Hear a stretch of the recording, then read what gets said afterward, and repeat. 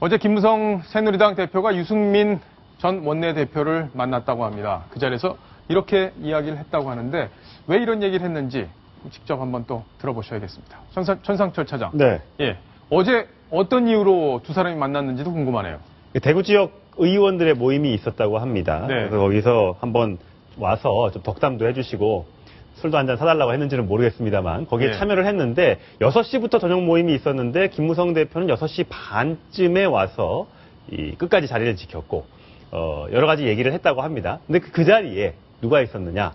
유승민 전 원내대표가 같이 있었다고 합니다. 유승민 원내대표 쪽에 취재를 해보니까 본인은 7시에 다른 약속이 있어서 김무성 대표와 같이 있었던 시간은 30분 정도밖에 안 되고 거리는 멀지 않게 앉아 있었지만 특별한 대화는 나누지 않았다. 이렇게 유승민 원내대표는 해명을 했습니다만 이 김무성 대표가 거기서 건배사도 좀 했나 봐요. 예. 내가 유승민 원내대표가 물러나는 걸 막아주지 못해서 미안하다.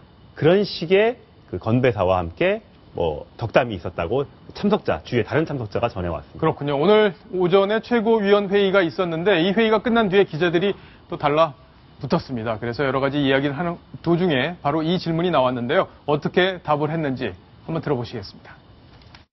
당의 위원장들하고 저녁을 같이 했습니다. 그 자리에 유승민 대표가 있었기 때문에 오래간만에 만나서 소주 한잔 했죠.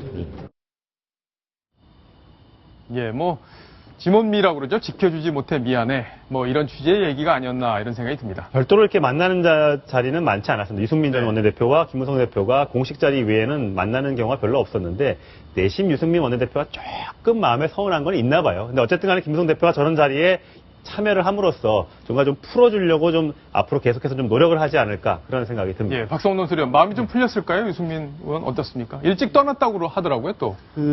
유승민 전 원내대표는 지금까지 어쨌든 가까운 지인들한테도 내가 무대한테 개인적 감정은 없다. 예. 라고 얘기는 적어도 그렇게 해왔어요. 왜냐면 이 드라이브를 본인을 쳐내는 드라이브는 박근혜 대통령이 거는 것이기 때문에 김무성 대표의 입장에서 본인을 감싸고 하기에 상당히 어렵다는 상황을 알았기 때문에 마음에 깊은 어떤 담은 쌓지 않았기 때문에 저는 세상 풀리고 말고 할 거는 없었다. 예. 이렇게 봅니다. 그렇군요. 예.